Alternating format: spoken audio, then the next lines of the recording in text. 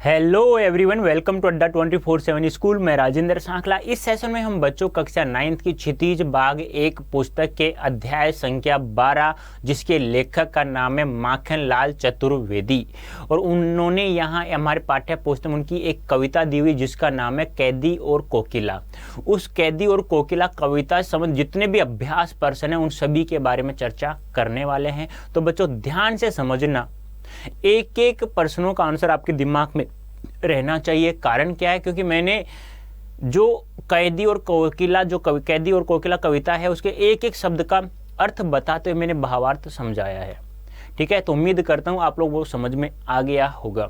तो इस सेशन में बच्चों हम क्या देखेंगे, कैदी और कोकिला कविता से संबंधित जितने भी अभ्यास प्रश्न हैं, जितने भी आपके पाठ्य पुस्तक में दिए हुए हैं, उन सभी के बारे में चर्चा करेंगे।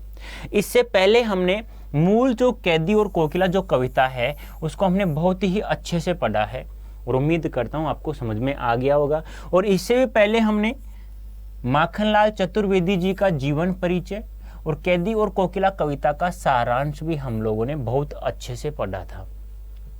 फर्स्ट और सेकंड, यदि ये दोनों आप लोगों को बहुत अच्छे समझ में आ गए ना, तो इस सेशन में जो हम अभ्यास प्रश्नों की चर्चा करने वाले हैं इसमें आप लोगों को कोई दिक्कत नहीं होनी चाहिए। आप लोगों को यदि इनमें ही समझ में नहीं आए तो दिक्कत है, और ऐसा हो नहीं सकता क्योंकि मैंने एक एक शब्द को बहुत अच्छे से बारीकी से आपको समझाया कहानी के रूप में। कोई भी कविता हो मैं उसे कहानी के रूप में पढ़ा देता हूँ, सारांश रूप में पूरी कहानी को बिना शब्दों के अर्थ याद किए भी मैं अंत में बताता हूँ। तो कैदी और जो कोकिला कविता है वो एक तो कोकिला कोयल और कैदी, देख रहे हैं सला के कैदी, और ये कैदी और कोई नहीं है बेटा, ये कौन है? माखनलाल चतुर्वेदी जी। जब माखनलाल चतुर्वेदी स्वाधीनता आंदोलन में भाग लेते हैं तो उन्हें अंग्रेजों द्वारा जेल में डाल दिया जाता है। उस समय रात को भयंकर रात में एक कोकिल की आवाज़ सुन बैठते हैं तो उनके मध्य उनकी कल्पनाएं उजागर हो रही हैं कि कोयल क्यों कूक रही है इस गहरी रात में। यह सब हमें कहाँ पढ़ने को मिलेगा बेटा? हमारी पुस्तक का नाम है क्षितिज भाग 1, कक्षा 9th, पुस्तक का नाम क्षितिज भाग 1, अध्याय संख्या 12 जिसके लेखक का नाम क्या है? माखनलाल चतुर्वेदी। ठीक है, अब आपसे पूछ ले कैदी और कोकिला के कविता है उसके लेखक कौन है भी? तो लेखक कौन है? माखनलाल चतुर्वेदी। कौन है? माखनलाल चतुर्वेदी जी। तो अब हम पढ़ने वाले हैं, ध्यान से समझना बच्चों। कैदी और कोकिला जो कवि हैं उनके द्वारा जो रचित जितने भी प्रश्न हैं उनसे जीवन परिचय संबंधित, कविता संबंधित जितने, वो सब पढ़ेंगे हम लोग। तो प्रश्न संख्या 1 है हमारा, क्या? कोयल की कूक सुनकर कवि की क्या प्रतिक्रिया थी? बताइए जल्दी से, कोयल की कूक सुनकर कवि की क्या प्रतिक्रिया थी? बताइए जल्दी से, क्या आंसर होगा? सोचो एक बार, क्या हो सकता है आंसर? जल्दी से फटाफट बता दो मुझे, क्या होगा आंसर? कोयल की कूक सुनकर कवि क्या प्रतिक्रिया? कवि ने जब गहरे अंधकार में कोयल की आवाज सुनता है तो क्या होता है कि कोयल इस समय क्यों कूक रही है? कोयल तो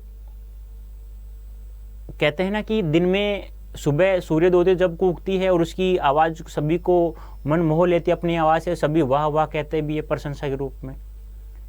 तो यह कवि क्यों, यह कोयल क्यों कूक रही है? क्या ये हमारे जो स्वतंत्रता सेनानी या मेरे जो मरहम है उस पर मरहम लगाने आई है उन गाँव पर? क्या इन्होंने कुछ भयंकर किसी जंगल की आग को देख लिया इसलिए कि चीख रही है या कूक रही है? तो ऐसी बहुत सारी प्रतिक्रिया हैं, तो देख लीजिए। भयंकर काली रात में कोयल की कूक सुनकर कवि की प्रतिक्रिया यह हुई कि कवि को लगा कि कोयल उसे कुछ कहना चाहती है, इसलिए वह कूक अर्थात चीख रही है। कारागार में बंद मेरे लिए और स्वतंत्रता सेनानियों के लिए संदेश लेकर आई है। क्या संदेश लेकर आई है? वह उन्हें निरंतर लड़ने की प्रेरणा देना चाहती है।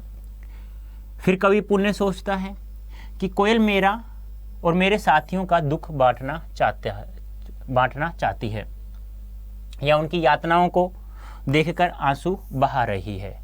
वह हमें अंग्रेज शासन के विरुद्ध क्रांति का संदेश देना चाहती है। इसलिए अंत में कवि कहता है उसके इशारों पर आत्म बलिदान करने को तैयार हो जाता है। यानी कि जब कोयल कूकती हुई जब उसे सुनती है तो उसे एक उसकी अस्वाभाविक जो कूक है उसे अच्छा नहीं लगती, उसे ऐसा लगता है कि हमारे कोई संदेश लेकर आई है, लेकिन हम इसकी कूक से समझ नहीं पाते। तो पूछता है कि कोयल तुम क्यों बोल रही हो, क्यों गा रही हो, क्यों चीख रही हो, क्यों आप लोग कूक रही हो, बताओ हमें, क्या हमारे लिए कोई संदेश लेकर आई हो, क्या तुमने कहीं हमारी यातनाओं को देख लिया जिससे चीख रही हो, तो बताओ किस कारण से चीख रही हो। नेक्स्ट है, कवि ने कोकिल के बोलने के किन कारणों की संभावना बताई है। यानी कवि ने कोकिल के बोलने की किन कारणों की संभावना, कौन कौन से ऐसे कारण हैं कि कोयल बोल रही है, कवि ने ऐसे कौन कौन से कारण समझे अपनी कल्पना के द्वारा, अपने भावों के अनुसार।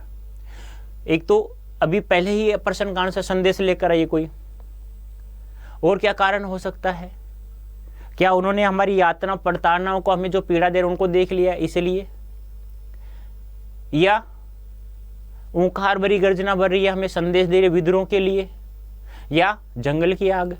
तो इस प्रकार बहुत सारे कारण हैं। कवि ने कोकिल के बोलने की निम्नलिखित कारणों की संभावना बताई है, कौन कौन से। कोयल कवि और उसके साथियों के मन में स्वतंत्रता और विद्रोह की भावना जगाने आई है। यानी उनके लगा कि यह जो कोयल बोल रही है यह इस कारागार को, पूरे संसार को एक कारागार के रूप में देख रही है, यह हमें कह रही है कि ए स्वतंत्रता सेनानियों तुम जगो और इस कारागार से मुक्त हो और भारत देश को आज़ाद दिलाओ। पर कवि कहता है कि हमारी विषम परिस्थितियों में कोयल तेरा ये कूकना है वो हमें आश्चर्यचकित लगता है। कोयल कैदियों अर्थात क्रांतिकारियों को धैर्य बंधाने व दिलासा देने आई है। यानी कोयल है वह कैदियों अर्थात क्रांतिकारियों को धैर्य बंधाने और दिलासा देने के लिए भी आई है, ऐसा लगता है एक कारण। तीसरा कारण क्या है, कोयल क्रांतिकारियों में के दुखों पर मरहम लगाने, यानी कि अंग्रेज शासन द्वारा, अंग्रेज सरकार द्वारा, अंग्रेजों द्वारा जो उन पीड़ाएं, कोलू खींचना, चरस खींचना, कोड़े मारना, हुंकारना, उन्हें गालियां देना, यह सब उन्होंने देख लिया है। तो अब कैदियों के अर्थात क्रांतिकारी और कवि के दुखों पर क्या लगाने के लिए मरहम लगाने आई है। कैदियों को मिल रही यातनाओं के प्रति सहानुभूति जताने के लिए आई, या कैदियों को जितनी भी यातनाएं पड़ताने मिली उनके प्रति सहानुभूति जताने के लिए आई। कोयल ने क्रांति रूपी दावानल की ज्वालाएं देख ली है, या ऐसा लगता है कि दावानल क्या होता है, जंगल की आग को कहा जाता है, दाव धन अनल यानी कि जंगल की आग। यानी क्या उसने किसी जंगल की भयंकर ज्वालाएं यानी लपटों को देख लिया है। तो ऐसे प्रमुख कारण है। तो कौन कौन से, कोयल कवि और उसके साथियों के मन में स्वतंत्रता और विद्रोह की भावना जगाने आई है क्या। दूसरा कारण है कोयल कैदियों और क्रांतिकारियों को धैर्य बंधाने दिलासा देने आई है, या कोयल क्रांतिकारियों के दुखों पर मरहम लगाने आई है, या कैदियों को मिली यातनाओं के प्रति सहानुभूति जताने के लिए आई है, या कोयल के क्रांतिकारी रूपी दावानल की ज्वालाएं देख ली हैं। ज्वालाएं होती हैं आग की लपटें। जब जंगल में ऑटोमेटिक आग लग जाती है तो उसकी ज्वालाएं, जो उसकी आग की लपटें कहीं देख लिए, इसलिए कोयल चीख पड़ी है, यह भी एक कारण हो सकता है। ऐसा कवि ने हमें कविताओं में बताया है, हमने अपने मन से नहीं लिखा है, ध्यान रखना। ये अपने विचार नहीं पूछ रहा है, पर्सन कह रहा है कि कवि के कोकिल बोलने के कौन कौन से कारणों की संभावना अपने कल्पना के द्वारा, अपने भावों के द्वारा बताने की कोशिश की है। नंबर 3, किस शासन की तुलना तम के प्रभाव से की गई है और क्यों। किस शासन को, तो आपको सीधी सी पता है, अंग्रेजी शासन, अंग्रेजों का शासन। और तम क्या होता है, अंधकार। तम क्या होता है, अंधकार। तो किस शासन की तुलना तम के प्रभाव से की गई है और क्यों। तो बताइए क्या होगा आंसर। बता चुका हूं मैं आपके सामने। क्यों, तो कारण आपको पता है कि पशुओं जैसा व्यवहार करना, भारतीय स्वतंत्रता सेनानियों के साथ, राजनीतिक कैदियों को डाकुओं, बटमेरों, लुटेरों के साथ रखना, चरस खिंचवाना, इतना ही खाना देना कि तड़प तड़प के वो बस जीते रहे, भरपेट खाना नहीं मिलना, रात को पहरेदार इस प्रकार होकार बरते कि उन्हें सोने भी नहीं देते थे और गालियां बकते रहते थे बात बात पर। तो ब्रिटिश शासन की तुलना तम के प्रभाव से की गई है क्योंकि वे क्रांतिकारियों को जेल की काली कोठरियों में बंद कर देते थे और वे स्वतंत्रता सेनानियों कारागार में तरह तरह की कठोर यातनाएं देते थे। उनके साथ कोल्हू के बैल की तरह जोता जाता था, अर्थात उनकी तरह दुर्व्यवहार किया जाता। किस प्रकार एक इंसान पशुओं पर अपनी बर्बरता दिखाता है, उनसे बुरा व्यवहार करता है, उससे भी कठिन बुरा व्यवहार कौन करता है? स्वतंत्रता सेनानियों के साथ कौन कर रहा है? अंग्रेज कर रहे हैं। यानी कि यहाँ तक इंसान बस एक तो पशु को मार लेता है, दो चार बार 2 शॉट मार लेता है, 3 शॉट, लेकिन यहाँ तो एक बर्बरता हो गई है। बर्बरता उसे कहते हैं बहुत ही बुरा व्यवहार करना, इसलिए अंग्रेज शासन से तम यानी अंधकार से की गई। नेक्स्ट देखिए, कविता के आधार पर प्राचीन भारत की जेलों में दी जाने वाली यंत्रणाओं का वर्णन कीजिए। यंत्रणाओं का क्या होता है भी? जो यातनाएं दी जा रही हैं। तो प्राचीन भारत क्या होता है? गुलामी वाला भारत, गुलामी। तो जेलों में दी जाने वाली यंत्रणाओं का वर्णन करना है, तो आप लोगों को बताना है किस प्रकार से, यानी किस प्रकार से उन्हें यातनाएं दी जा रही थी। उन गुलामी जो भारत था, गुलाम था भारत अंग्रेजों का, उस समय कौन कौन सी यातनाएं दी जा रही थी? तो जल्दी से बताओ क्या हो सकता है आंसर। क्या ऐसा हो सकता है क्या कि गुलामी के समय उन्हें बहुत ही कठोर यातनाएं दी जा रही थी और साथ में उन्हें यह भी कहा जा रहा था, कोई गालियां भी दी जा रही थी, बात बात पर हुंकार भरा जा रहा था, तो ये सभी यंत्रणाएं उन्हें दी जा रही थी। कोल्हू बैल जैसा। तो देखो,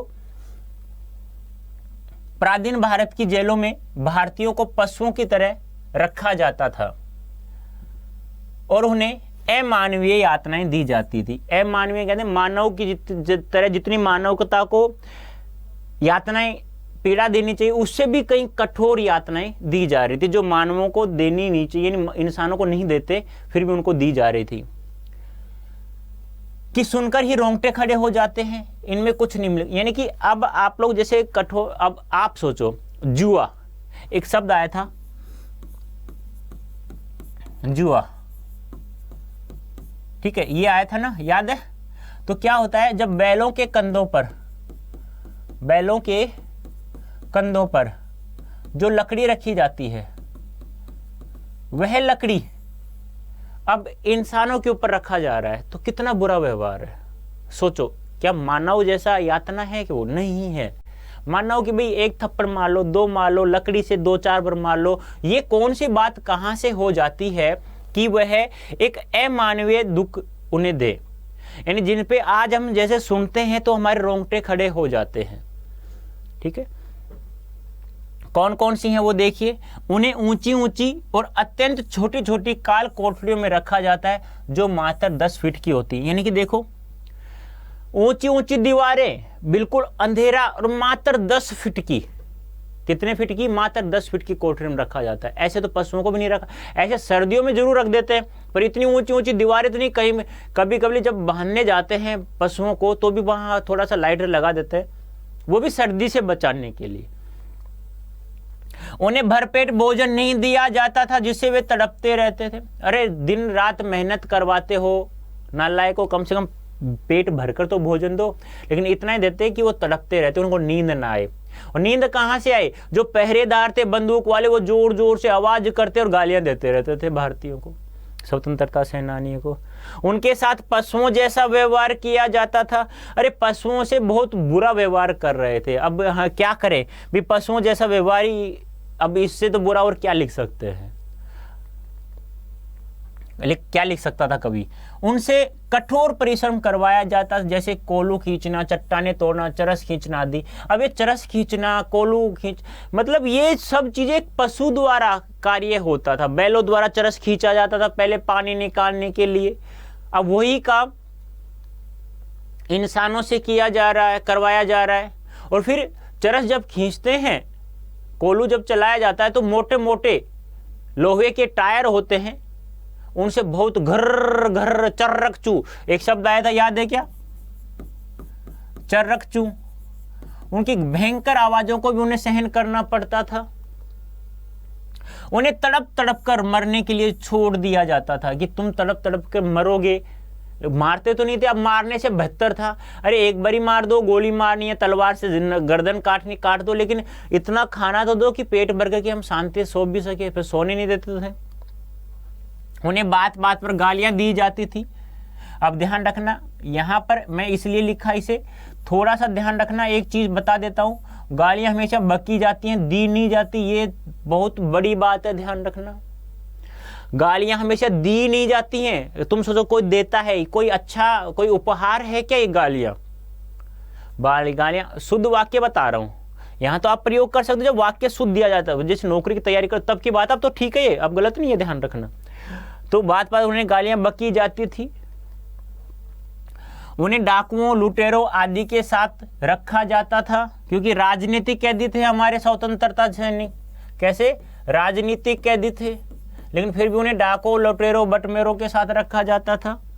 उन्हें कभी अपनी बात रखने का अवसर नहीं दिया जाती थी। कोई सैनिक अपनी, कोई क्रांतिकारी नेता अपनी बात रखना चाहे तो उन्हें वैसा अवसर भी नहीं दिया जाता। और ना ही उनके स्वास्थ्य का ध्यान रखा जाता। स्वास्थ्य का ध्यान कहाँ रखेंगे? उन्हें भरपेट तो भोजन नहीं दिया जा रहा, स्वास्थ्य तो सीधी सी बात है खराब होगा। और फिर पशुओं जैसे बुरा व्यवहार बर्ताव करना, कोलू खींचना, चरस खींचना कोई छोटी बात है क्या? फिर उसके पीछे कोड़े मारना, सोचो आप लोग कैसा, कितना बुरा, रोंगटे क्यों नहीं खड़े होंगे? गुस्सा तो ऐसा आता है कि अब आप सोचते होंगे, हम भी सोचते हैं, क्या पता हम उसकी जगह होते, जो भी ऐसा कार्य कर रहा है नालायक को पीट पीट करके मार दो वहीं पे, कि आप पीट पीट कर समझा दो एक दो बार उसे, तो वो बात है। तो ये था हमारा किस प्रकार से अमानवीयता दिखाया गया है। अब आपको भाव स्पष्ट करना है।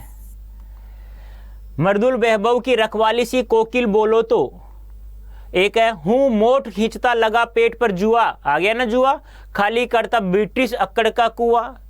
तो पहला बताओ जल्दी से, मैंने बहुत अच्छे समझाया था, एक एक शब्द का अर्थ समझाते हुए बताया था मैंने, याद है तो बताओ जल्दी से।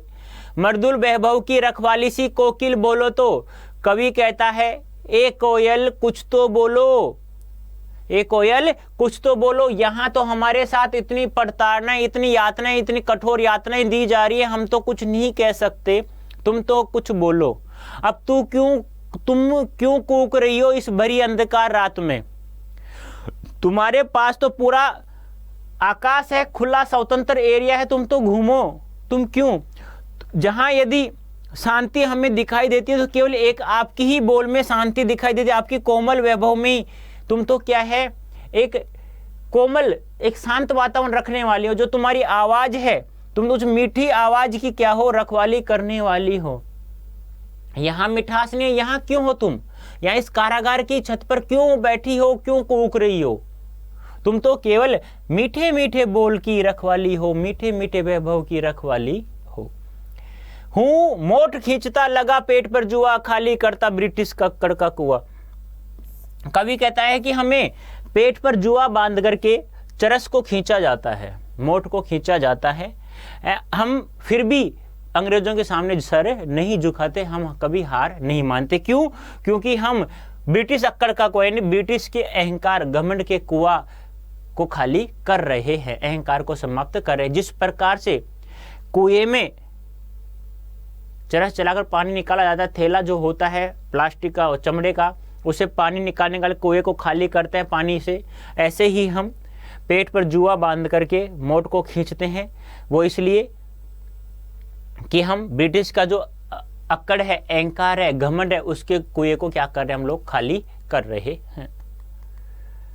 मर्दुल बहबऊ की रखवाली सी कोकिल बोलो तो देख लीजिए, कवि के अनुसार यह संसार दुख का सागर है, यहाँ केवल कष्ट ही कष्ट है। यदि कहीं कुछ मर्दुलता और सरलता बची है तो वह कोयल की मधुर स्वर बची, यानी कि इस कारागार में तो कहीं पर भी शांति नहीं है, कहीं पर भी कोमल आवाज नहीं है, मधुर नहीं है। केवल यदि मुझे कहीं दिखाई देती है तो कवि कहता है केवल कोयल की आवाज में दिखाई देती है मधुरता। देखिए, अतः कोयल मधुरता की रखवाली करने वाली है। इसलिए कवि कोयल से पूछता है कि आखिर वह इस काली रात में कारागार के ऊपर अपनी मधुर कूक से क्या कहना चाहती है। कवि कहता है, हे कोयल कुछ तो बोलो, यहाँ शांति नहीं है, यहाँ मधुर मीठी आवाज कहीं नहीं है, तू यहाँ क्यों कूक रही है? तेरे पास विस्तृत संसार है, तू घूम, वहाँ कूक, सुबह घूम, सुबह कूक, दिन में कूक, लेकिन रात भरी रात में क्यों कूक रही है? तेरी आवाज में केवल एक मधुर आवाज हमें दिखाई देती है, सुनाई देती है, तो उसी को क्यों समाप्त करने जा रही है। तू तो केवल मधुर आवाज की रखवाली करने वाली है। हूँ मोट खींचता लगा पेट पर जुआ, खाली करता ब्रिटिश अकड़ का कुआ। इसमें जेल की असहनीय यातनाएं झेलता हुआ कवि स्वाभिमान पूर्वक कहता है कि वह अपने पेट पर कोल्हू का जुआ बांध कर चरस खींचता है।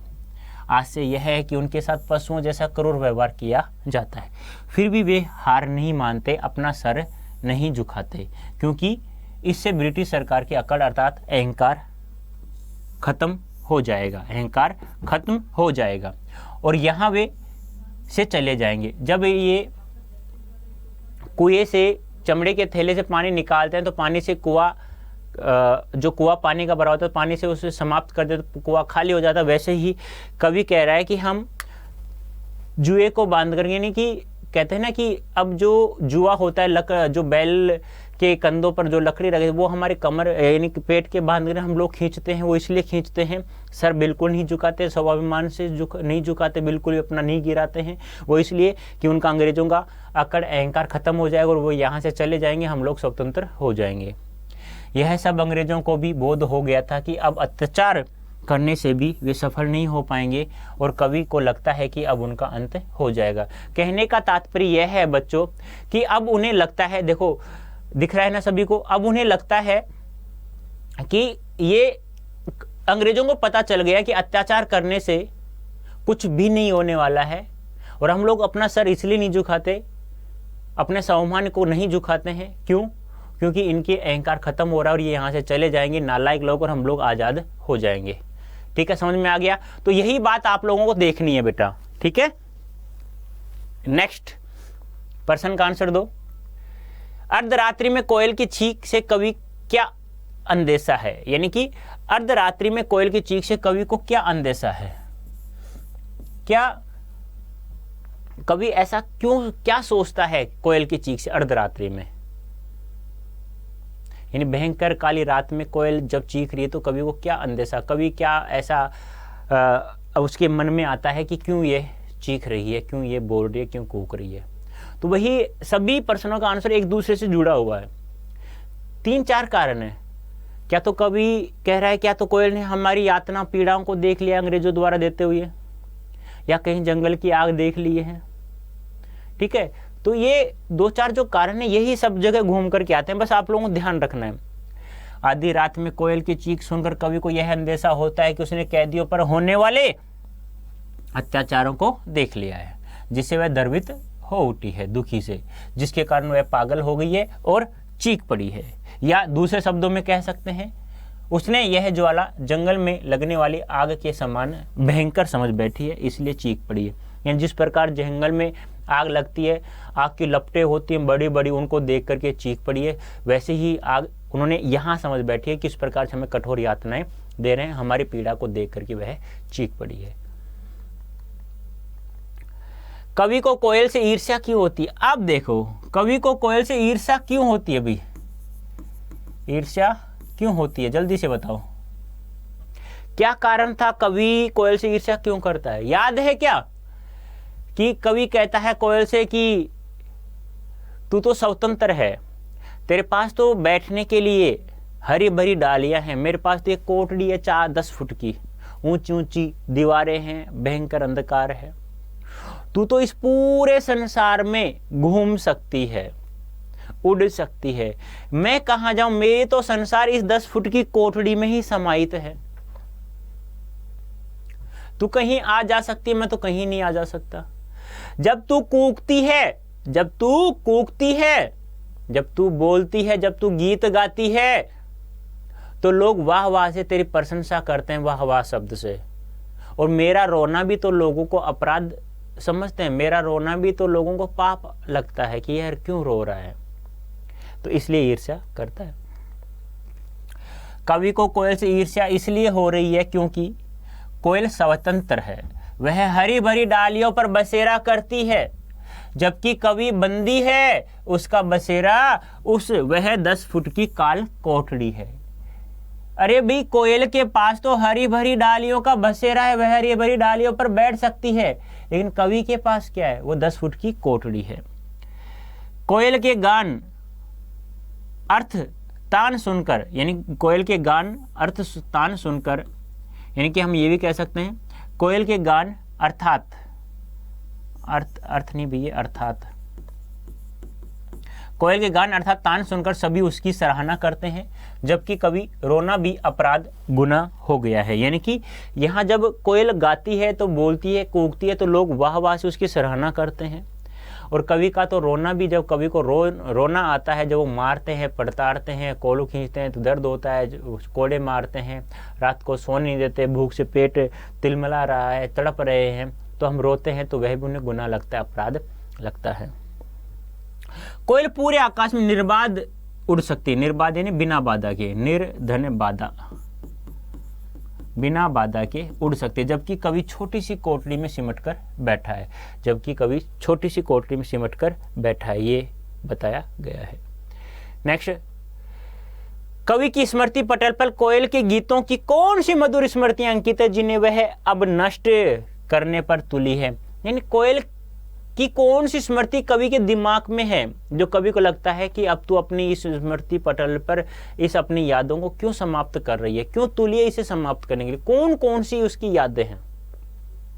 पहली याद तो क्या है बच्चों कि सूर्योदय से पूर्व, यानी सूर्योदय होने पर या सूर्योदय से पहले, मतलब वैसे तो कोयल बोलती है ना, तो सूर्योदय के थोड़े बाद भी ही बोलती है।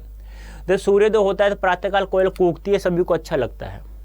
विंध्य पर्वत पर आसपास के पेड़ों पर वह बोलती है, झरनों के आसपास बोलती है, मीठी आवाज़ उसने सुनी और कानों पे उसको याद आते हुए ये कहती है कि तेरी जो कर्ण प्रिय आवाज़ है बहुत अच्छी है, बहुत मधुर है, इसको तू क्यों समाप्त करने पर तुली हुई। सीधी सी बात है, एक ही है, कर्ण प्रिय आवाज़, कर्ण प्रिय आवाज़, इन कानों को मीठी लगने वाली आवाज़।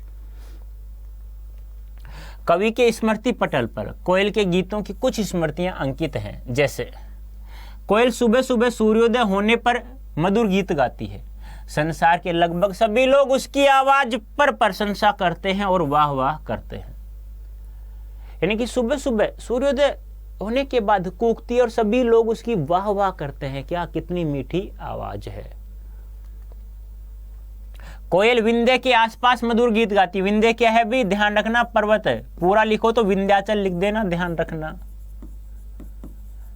टुकड़ा करेंगे तो क्या हो जाएगा, विंध्य धन अचल। अचल का अर्थ क्या होता है, पर्वत। अचल का अर्थ क्या होता है, पर्वत। ठीक है। कोयल अपनी कर्ण प्रिय एवं अत्यंत मधुर स्वर की स्मृतियां हैं जिन्हें अब वह नष्ट करने पर। बस यही आंसर मस्त है सबसे, मतलब ये लाइन भी लिख दोगे ना तो पूरे अंक मिलेंगे। और ये तो कवि को याद आ रही, ये तो सबसे इन सभी के मुंह पर आवाज आती है कि कोयल अपनी कर्ण प्रिय एवं अत्यंत मधुर स्वर की स्मृतियां हैं जिन्हें अब वह नष्ट करने पर तुली है। क्यों? क्योंकि वह काली इस अंधेरी रात में क्यों कोक रही है। यह अस्वाभाविक आवाज हमें अच्छी नहीं लग रही है, आश्चर्यचकित कर रही है। इतनी विषमताएं हमारे सामने, इतनी समस्या हमारे सामने खड़ी है, फिर यह हमें विद्रोह का बीज बो रही है कि यहाँ से कैसे विद्रोह कर सकते हैं हम लोग। हम तो वैसे ही तड़प तड़प के मर रहे हैं, खाना नहीं दिया जा रहा है, इतना कार्य करवाते हैं ये लोग, पशुओं जैसे ऐसे बुरा व्यवहार, हमारे स्वास्थ्य का ध्यान नहीं है, हमारे खाने हमें पेट भर के भोजन नहीं मिलता। तो फिर तो इस प्रकार से कवि कह रहा है कि इस आधी रात मत कूक, तेरी जो स्मृति है मेरे दिमाग में कर्ण प्रिय, कानों को मीठा लगने वाली, तो उस स्मृति को मत मिटा। क्यों तुली हुई अपनी स्मृति को मिटाने के लिए। ठीक है। काव्य सौंदर्य स्पष्ट कीजिए। काव्य का सौंदर्य स्पष्ट करना है। किस दावानल की ज्वालाएं हैं दिखी, तेरे गीत कहावे वह रोना भी मुझे गुनाह। देखो दोनों पंक्तियों में मानवीकरण अलंकार। देखो काव्य सौंदर्य होता है काव्य का सौंदर्य, यानी काव्य शास्त्र के बारे में बताना, अलंकार छंद आदि के बारे में। तो किस दावानल की ज्वालाएं दिखी, यानी कि मनुष्य देखता है किसी आग की लपटों को, और यहाँ कोयल के बारे में बताया गया है, तो मानवीकरण अलंकार है। तेरे गीत कहावे है, तेरे गीत कहलाते हैं वाह वाह, यानी जब तू गाती है तो लोग वाह वाह प्रशंसा करते हैं। प्रशंसा किसकी होती है, इंसानों की। रोना भी मुझे गुनाह है, और मैं तो रोता हूं तो वह भी लोग मुझे कहते हैं तू अपराध कर, तू पाप कर रहा है। तो दोनों में मानवीकरण अलंकार है। देख विषमता तेरी मेरी बजा रही तिस पर बेरी, तेरे में और मेरे में कितनी विषमताएं हैं। तू स्वतंत्र है, आकाश में उड़ सकती है, हरी भरी डालियों में बैठ सकती है, मेरे लिए तो ये 10 फुट की कोठड़ी है। बजा रही 30 की रणबीर, फिर भी तू यह रणबीर युद्ध का नगाड़ा क्यों बजा रही है, क्या कारण है? इस कारण को मुझे बता, तू क्यों बोल रही है? कहने का तात्पर्य क्या है कि तुझ में और मेरे में, यानी तेरी और मेरे में बहुत सारी विषमताएं हैं, फिर भी तू यह जो रणबेरी बजा रही है, युद्ध का नगाड़ा बजा रही है, आश्चर्यजनक है, आश्चर्यचकित करने वाला है। तो दोनों मानवीकरण है और अनुप्रास भी है। मानवीकरण अलंकार, अनुप्रास। अनुप्रास अलंकार कहाँ होता है? जब कोई भी वर्ण एक साथ, 2 या 3 एक साथ आ जाए, कोई सा भी, ठीक है, ऐसे ध्यान रखना है। प्रश्न शैली किया गया, इन किस दावानल की ज्वालाएं दे, किस, क्या, कौन, कैसे करते हैं ना हम लोग, किससे प्रश्न कर रहे हैं, तो 2 चीजें, प्रश्न शैली और मानवीकरण अलंकार और अनुप्रास अलंकार है। दूसरा है, तेरे गीत काहे वावा रोना भी मुझे गुनाह है, देख विषमता तेरी मेरी बजा रही 30 की रणबेरी, और युद्ध के नगाड़े कौन बजाता है? इंसान। यहाँ कोयल के बारे में बताया गया, तो मानवीकरण अलंकार सीधी सी बात है, यानी जहाँ मानव जैसा कार्य दिखाया जाए किसी वस्तु या किसी पक्षी, पशु से, तो वहाँ मानवीकरण अलंकार होता है। भाषा सरल, प्रभाव में संगीतात्मकता है, क्योंकि संगीत, देखो तेरे गीत कहावे है रोना भी मुझे गुनाह है, देख विषमता तेरी मेरी बजा रही 30 पर रणबेरी, तो संगीत तो है ही। और तेरी मेरी में क्या है? अनुप्रास अलंकार है। ये थे बच्चों माखनलाल चतुर्वेदी के जीवन परिचय और कैदी और कोकिला जितने भी अभ्यास प्रश्न थे उन सभी के बारे में हमने पढ़ा है। उम्मीद करता हूँ आप लोग बहुत अच्छा समझ में आ गया होगा। इसी प्रकार आप हमारे सेशन के साथ जुड़े रहिए। धन्यवाद, थैंक यू सो मच।